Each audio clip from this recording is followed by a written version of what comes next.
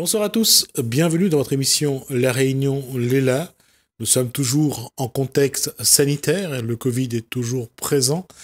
Est-ce que ça baisse ou est-ce que ça baisse pas? Qu'est-ce qu'il faut en penser? Je crois que la question fondamentale, c'est quelle est la répercussion sur notre psychologie, notre façon de voir les choses, notre mental. On va en parler avec Guy Roger dans Cosmo Réunionnais.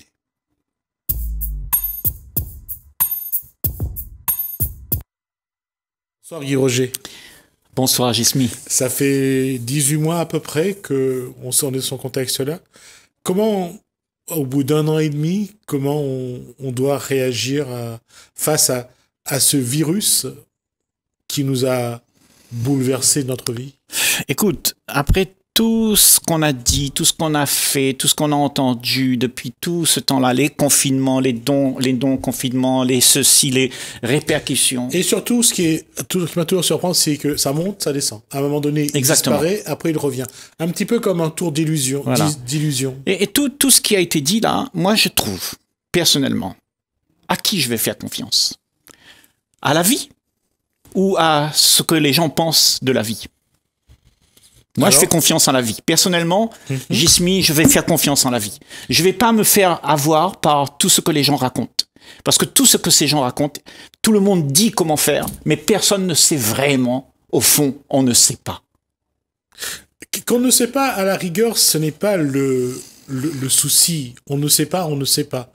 Mais la question, c'est pourquoi on invente des protocoles, pourquoi on invente des méthodes, on invente des pistes.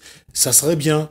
Le nombre de fois, il y a des gens qui ont trouvé des remèdes, tout ce que les gens peuvent, ne serait-ce que lorsqu'on a inventé, le vaccin est arrivé sur le marché, on a commencé à voir si notre corps réagit aux aimants. Soit il y a une vraie frénésie à cette épidémie et à tout ce qui se passe autour, soit on est dans une période aussi, soit ce virus a révélé notre fragilité et les perturbations que ça entraîne. De toute façon, tout ce qu'on a fait de toute notre existence, Gismi, on a toujours été face à quelque chose qui nous inquiète. Le monde nous inquiète, la vie nous inquiète parce qu'elle change tout le temps et on cherche la sécurité. On a peur de mourir, on a peur d'être dans une situation où les choses ne nous plaisent pas. Donc tout le monde cherche à se sécuriser avec les choses qu'on imagine. L'idéal vie est promu dans le monde. L'idéal, c'est vacciner tout le monde et nous serons heureux. C'est la position du gouvernement. Moi, je parle du ressenti de la population, du peuple. Et je reviens à cette question-là. On a l'impression que ce virus a mis en exergue, a exacerbé nos peurs, notre fragilité. Et quand je reviens sur le terme peur, c'est bien d'avoir peur de lendemain, d'avoir ces incertitudes. Il n'y a pas pire que lorsqu'on pose une question, qu'il n'y a pas de réponse. Oui. Et aujourd'hui, ce qui nous manque et ce qu'on n'a pas, ce sont les réponses. Mais où cherche-t-on la réponse? Ailleurs qu'en soi. C'est ça le problème. C'est que nous sommes toujours en train de chercher la réponse et quand tu vas chercher la réponse ailleurs de toi, alors on te ment et tu ne sais pas la vérité parce que tu ne vas pas chercher à la source la réponse. La réponse, tu l'as. Ça veut dire de vivre sans la peur, tu peux le faire. Parce que tu auras accepté les faits. Le fait, c'est qu'il y a un coronavirus. C'est un fait. Mais est-ce qu'on aime ce fait? Non, on ne veut pas. Donc on voudrait tellement plaindre. On fait beaucoup de choses pour éradiquer le problème. Donc cette manière d'éradiquer le problème ne peut pas se faire. Les faits sont là. Il y a le coronavirus. Mais toi, tu ne veux pas vivre avec ça. Donc, le premier venu qui va te donner une solution, tu vas dire « Amen, bienvenue, donne-moi, vaccine-moi, fais ceci, fais cela. » Et il y a d'autres qui vont dire « Non, ne me vaccine pas. » Donc, on est tous dans le même bateau, mais il y a un gouvernail seulement. Et tout le monde veut gouverner. Un bateau. Et où est-ce qu'on va comme ça? Ben, on va à la catastrophe. Au-delà de ça, effectivement, d'une part, mais ce que j'essaye surtout de voir, c'est pourquoi d'abord, et ça c'est en psychologie, c'est de l'acceptation d'une situation. Pourquoi on n'accepte pas d'abord le virus et on n'accepte pas que ce virus nous a montré nos peurs? Ben, tout simplement parce que, tu vois, la peur, c'est quoi? C'est justement, on veut pas voir. La peur, il y a quelque chose, elle cache quelque chose. Elle cache quelque chose qu'on a, qui est réel, elle cache les faits. La peur cache les faits. Ok, il y a les faits qui sont là, et la peur ne veut pas que les faits soient béants. On veut quelque chose qui nous plaise. Donc, on va toujours se raconter des histoires qui va éradiquer la peur pour pouvoir avoir ces choses qui nous réconfortent. On cherche tous du réconfort. Là est notre problème, parce que nous cherchons du réconfort à nos propres peurs, d'être face à nous-mêmes et de voir vraiment les choses telles qu'elles sont, sans croire que tu peux esquiver. Pas seulement esquiver. Et moi, je vais être un peu plus extrême dans ce que je vais dire. On ne veut pas regarder le problème. On veut regarder des choses qui vont bien. Du moins, on se donne l'illusion que ça va bien, mais on ne veut pas voir ce problème-là. Qu'est-ce qui a fait que l'être humain ait évolué de cette façon-là, toujours dans l'esquive, comme a dit tout à l'heure Guy Roger? C'est-à-dire qu'on ne veut pas voir ces problèmes, on ne veut pas voir ce qui ne va pas. On essaye de se mentir en disant là, ça va, on regarde là. C'est ça. On essaye de se mentir. Mais on n'a plus besoin d'essayer aujourd'hui. On le fait, on se ment. On se ment à soi-même. Parce qu'on croit qu'on ne se ment pas à soi-même. Le mensonge qu'on se raconte à soi-même est devenu une vérité. Donc tout le monde prône une conclusion qu'il a, et cette conclusion, pour lui, est incontournable. Tout le monde devrait savoir que c'est comme ça le mensonge. Le mensonge est vrai, voyons. Tu vois? Et je vais être clair d'abord sur ce que je vais dire. Je suis pas pour inciter les gens à ne pas se vacciner ou à se vacciner. Je pense que chacun est responsable, chacun doit prendre sa décision. Mais quelque part, qu'on se vaccine ou pas, dans les deux cas, on a la même posture. Bien sûr, bien sûr. C'est de se dire, soit on se rassure, oui, soit on essaye d'anticiper une situation où la peur n'y est plus. Dans les deux cas, tu te rassures. Ouais. Le cas où tu te fais vacciner, tu es rassuré parce que tu dis je vais pas mourir, je vais pas avoir le Covid. Et quand tu ne veux pas te vacciner parce que tu as peur que le produit qu'on t'injecte, eh ben, il va être néfaste. Donc, de toute façon, qu'on aime ou pas, tu vois, tout ce qui a été dit, tu vois, a été un gros mensonge. Quelque chose qui a été fait pour un but. Que pour ma part, personnellement, je ne dirais pas que tout ce qui a été fait sur la planète Terre est bon ou mauvais. Il y a ce qui a été fait. Je juge rien. Je dis j'observe.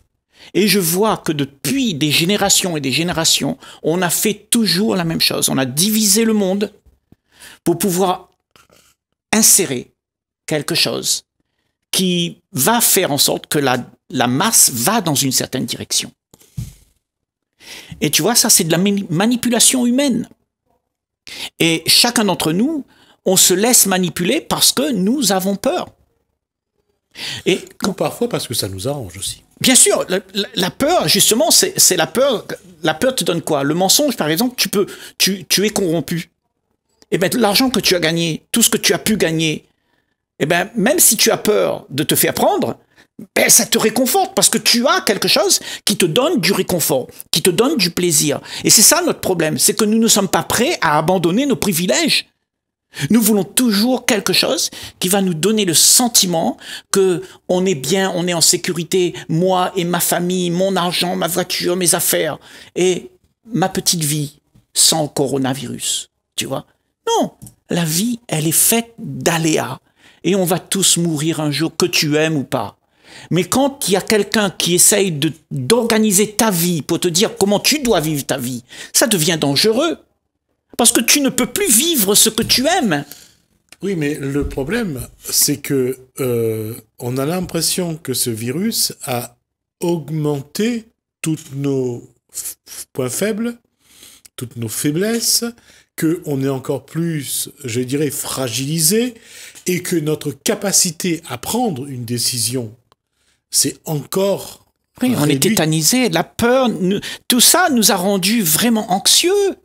On est sous l'égide de la peur. On est pressé par toute une pensée unique qui nous dicte ce que tu dois faire.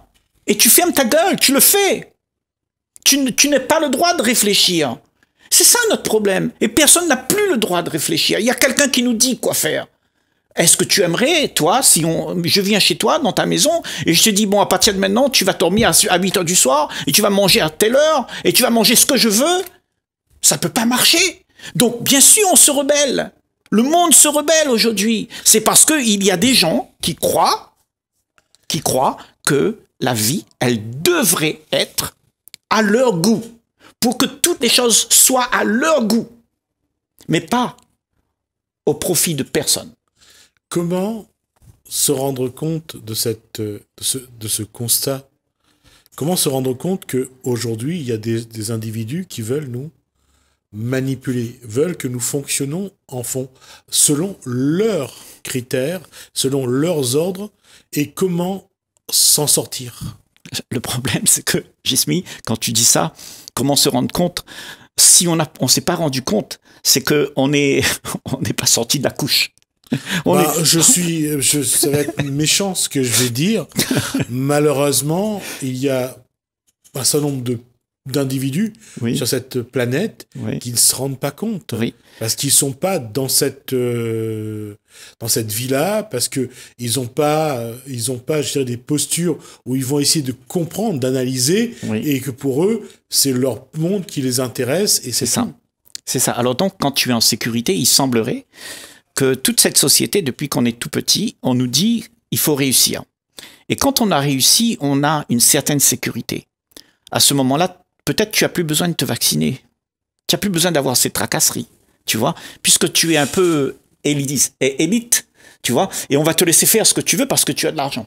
L'argent te protège, quelque part, tu vois. Mais, tu vois, le problème, c'est que nous ne voulons pas voir. La masse entière veut l'illusion. Ils veulent réussir pour avoir ça. Et cette réussite-là, c'est une illusion. C'est une belle illusion que tout le monde cherche à avoir. Et c'est pour ça que nous fermons nos esprits à la réalité de ce que c'est la vie. Et ça nous ramène à au point de départ. On préfère l'illusion à la réalité. Ouais. Et réfléchir quand on est dans l'illusion, c'est vraiment, je dirais, c'est marcher sur du sable. Quand tu réfléchis juste, quand tu es dans l'illusion et que tu réfléchis à l'illusion, c'est l'illusion qui te fait réfléchir. L'être humain, en tout cas du monde occidental, préfère l'illusion avec tout ce qu'on leur a mis comme produit et comme cette zone de consommation, préfère réfléchir dans l'illusion que de se dire voilà ma réalité. C'est ça. Et toute cette zone de confort qu'on se crée, chacun d'entre nous, tu vois, c'est une zone de confort qu'on a. Que tu ailles te vacciner ou pas vacciner, c'est une zone de confort qu'on s'est créée. Tu vois. Et moi je dis, tu vois, cette zone de confort, chacun d'entre nous, on pense à notre gueule, quoi, quelque part. Tu vois. Mais on n'a pas cette approche pour vivre ensemble, pour voir comment sont les autres, pour voir si on peut avoir une attitude commune qui puisse nous entraider les uns les autres. Alors que si je suis contre quelque chose, eh ben, je créerai toujours sa réaction à l'autre. Donc, on aura toujours une société d'interaction, et avec cette interaction que nous avons de peur, d'angoisse, eh ben, nous créons une société de peur, d'angoisse, et en fait, nous n'arrivons plus à vivre ensemble. Moi, je dis, oublions tout ça, même peu importe, parce que si on regarde bien le nombre de morts qu'il y a dans un an sur toute la France et le nombre de morts que le coronavirus a fait, eh ben, c'est insignifiant. Oui. Il y a 600 000 personnes qui meurent tous les ans en France. C'est une statistique que j'ai trouvée, j'ai vu ça sur Internet. 600 000 personnes. Mais arrêtons de nous raconter des histoires. Alors, tu vois, nous avons attrapé la psychose, nous avons attrapé un sentiment de dégoût les uns par rapport aux autres, parce que l'autre est vacciné, l'autre il n'est pas vacciné. Mais quand est-ce qu'on va se retrouver ensemble et être raisonnable? Bah, ça, j'allais dire, la réponse est dans la présentation de ce que vient faire Guy Roger, c'est que comment on regarde la vie? Le verre est-il à moitié plein ou à moitié vide? On regarde toujours ce qu'on n'a pas. On regarde toujours ce qu'on a envie. Oui. On oublie toujours ce qu'on a et on passe très vite sur ce que nous avons voulu, que nous avons eu, et on veut toujours. D'accord. Mais ça, c'est un sentiment égocentrique que tous on a. Parce que le fait de vouloir quelque chose, le fait d'avoir envie de quelque chose, ne vient pas d'un cœur qui aime. Parce que aimer, ça veut dire donner. Tu n'as plus besoin de rien, tu n'as plus envie de rien. Tu aimes, c'est tout. Mais celui qui a envie, il a un sentiment à remplir. Il a besoin de quelque chose pour le satisfaire. Et ça, c'est ça qui tue l'humanité. C'est ça qui nous tue, qui tue nos relations les uns avec les autres. Parce qu'on n'arrive plus à se regarder en face, comme si on était égaux. Et sans trouver les différences, sans critiquer, sans juger l'autre. Est-ce qu'on peut faire ça, nous les humains, sur cette belle planète? Déjà, avec le Covid, on est encore moins égaux. Il y a ceux qui sont vaccinés, il y a ceux qui ne le sont pas. Il y a ceux qui l'ont eu, il y a ceux qui ne l'ont pas eu, et il y a ceux qui l'ont eu, qui sont morts, et il y a ceux qui sont vivants. Donc, forcément, on crée encore plus d'inégalités. Oui. Oui, alors cette inégalité, elle est due à ce que chacun il a son privilège. On a tous un privilège, ok? Donc, actuellement, on exacerbe les différences encore un peu plus. D'accord. Et tu vois, cette différence qu'on a, en fait, c'est une illusion, cette différence. Parce qu'à la fin, c'est le même endroit pour chacun. Tu vois? Le problème, c'est que si nous avons plus cette illusion et que nous considérons l'autre être égal à soi, pas parce qu'il est vacciné, pas parce qu'il est riche ou pauvre, pas parce qu'il est intelligent ou pas intelligent, mais égal à ce que tu es, à ce que tu es en tant qu'être humain. Égal. Tu vois, et ne pas regarder quelqu'un dans les pieds ou en haut, plus haut que sa tête, mais de regarder comme ça, également. Tu vois, si on pouvait faire ça, alors peut-être qu'on pourrait se rencontrer. Et nous, les êtres humains, quand on se rencontre, on s'aperçoit qu'en fait, on a quelque chose de commun. Et cette chose de commune, c'est qu'on est capable de vivre ensemble avec plein d'amour. C'est bizarre, parce que je me faisais cette réflexion il n'y a pas longtemps. Quand on regarde quelqu'un, on le juge tout de suite en fonction de ce qu'il est, en fonction de sa tenue, en fonction de ce qu'il porte. Et pas un moment on se dit qu'est-ce qu'il est vraiment par rapport à ce qu'on voit. Ouais. On n'est pas capable, nous humains, de faire ça. On n'est pas capable d'avoir un regard objectif. On n'est pas capable d'avoir un regard en disant ah, est-ce que c'est quelqu'un qui va bien? C'est quelqu'un... Non. Ah, s'il est bien habillé, c'est qu'il est riche. S'il est habillé, mal habillé, c'est un clochard. Mais on a ces clichés en nous. Mais on n'est pas capable parce qu'on est formaté. Parce que si tu te déformates de cette idée que l'autre est selon ton idée, cette idée, elle est fausse. Parce qu'il n'y a pas d'Américain, il n'y a pas de Malbar, il n'y a pas de Chinois, il n'y a pas quelqu'un qui est riche ou pauvre. Il y a l'être humain en face de toi. Mais comme tu dis, tu le regardes à travers l'image qu'il projette. Tu comprends? Cette image n'est qu'un gros mensonge. Parce qu'en fait, il prône quelque chose qu'il n'est pas. Ce qu'il est, c'est un être humain comme toi et moi. Donc on se crée une différence les uns envers les autres et on se bagarre avec cette différence. Moi je dis arrêtons. Allons nous regarder ensemble comme on n'est pas comme on aimerait que l'autre soit. Juste comme il est. Accepte-le. Il est mendiant, ben accepte-le comme il est. Il est riche, accepte-le comme il est. Il est pauvre, accepte-le. Mais soyons unis. Soyons ensemble, ensemble, collaborons ensemble pour que nous puissions nous aider les uns les autres. Mais pas attendre que quelqu'un vienne nous dire comment on doit vivre. Fais ton vaccin, mets ton masque, ferme ta gueule et fais ça. Comment doit-on se regarder d'abord et regarder l'autre ensuite? Ça, c'est une question que dont nous parlerons la semaine prochaine. Mais avant de conclure, Guy Roger, c'est qu'est-ce qui explique, vous avez dit qu'on est formaté, mais qu'est-ce qui explique qu'on commet autant d'erreurs dans le regard qu'on porte sur nous-mêmes et sur les autres?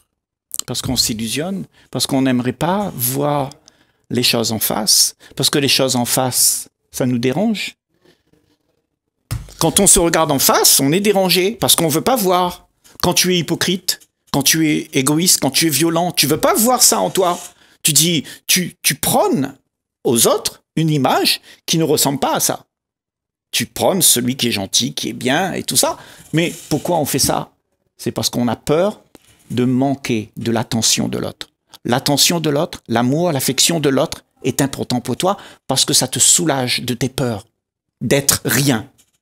Donc tu veux être quelque chose. Alors, on va conclure sur cette phrase que tout le monde connaît: il n'y a pire qu'aveugle que celui qui ne veut pas voir. Exactement. Merci Guy Roger pour cet échange. On reviendra la semaine prochaine justement de savoir comment se regarder soi, comment regarder les autres pour essayer de voir si on peut évoluer.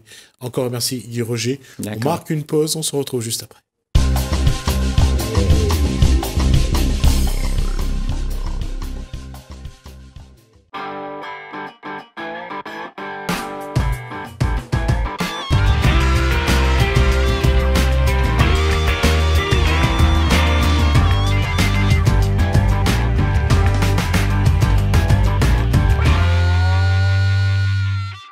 Pourquoi pour vous cette idéologie de ce que les gens se font de la femme et de l'homme est absolument à revoir?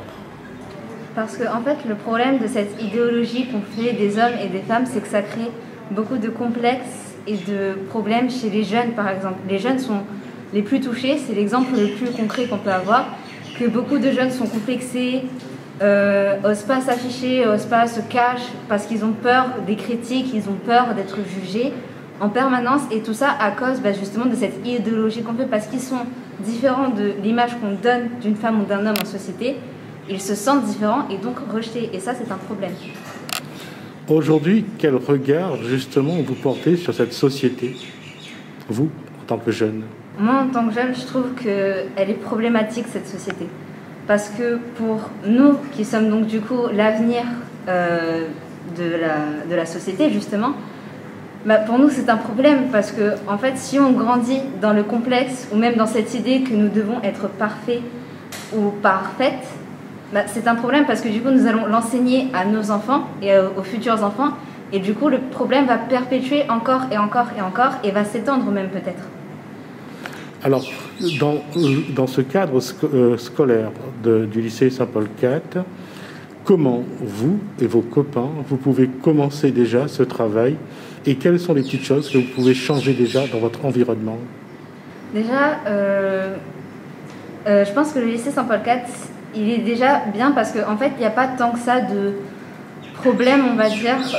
J'ai pas vraiment vu de harcèlement qu'il y avait envers certaines personnes ou quoi, mais ce qu'on peut faire, par exemple, c'est justement normaliser le fait que du coup une fille a peut-être des rondeurs, un homme a peut-être des rondeurs, une fille a ceci, une fille a cela. Vraiment normaliser le corps en général. Chacun a un corps différent, et ça, c'est vraiment l'appui sur lequel on doit vraiment mettre l'accent. L'accent, voilà, c'est ça. Il faut vraiment qu'on explique bien qu'un corps est parfait selon ce qu'on pense. Genre, c'est vraiment selon dans notre tête comment on pense qu'un corps est parfait. C'est comme ça, il n'y a pas de elle doit être mince, elle doit être ceci, elle doit être cela. Chacun a ses propres idées de ce qu'il aime, de ce qu'il n'aime pas, de ce qu'il trouve beau, de ce qu'il ne trouve pas beau. Et c'est comme ça, il n'y a pas d'idées, il n'y a pas de trucs, d'idées propres, quoi. Comment vous allez faire justement pour différencier l'exigence de l'excellence, on veut toujours évoluer et être meilleur, et l'aspect, j'allais dire, vicieux du comportement où on dénigre? C'est-à-dire que lorsque vous regardez quelqu'un, vous dites qu'à la rigueur, ça serait bien si elle est habillée différemment. Pas pour la critiquer, mais parce que vous voyez ça comme quelque chose de positif. Comment faire la différence entre les deux? Alors, il y a l'aspect, déjà, si c'est justement sur le ton de la méchanceté ou de la gentillesse qui est, je te dis ça pour t'aider. Et si la personne ne veut pas de ce conseil, en fait voilà, il y a la forme de conseil et la forme de critique. Il faut bien faire la différence entre les deux. Lorsqu'on donne un conseil, c'est gentil et c'est généralement pour aider la personne à évoluer, à être plus belle selon comme elle le veut, quoi. Mais par contre, quand c'est méchant, ça va plus être... généralement, on prend l'exemple donc, du coup, d'un groupe qui va harceler une seule et même personne. Là, ça va être de la méchanceté parce que du coup, ils vont faire ça pour la rabaisser. Alors qu'un conseil va être fait pour aider la personne à s'élever.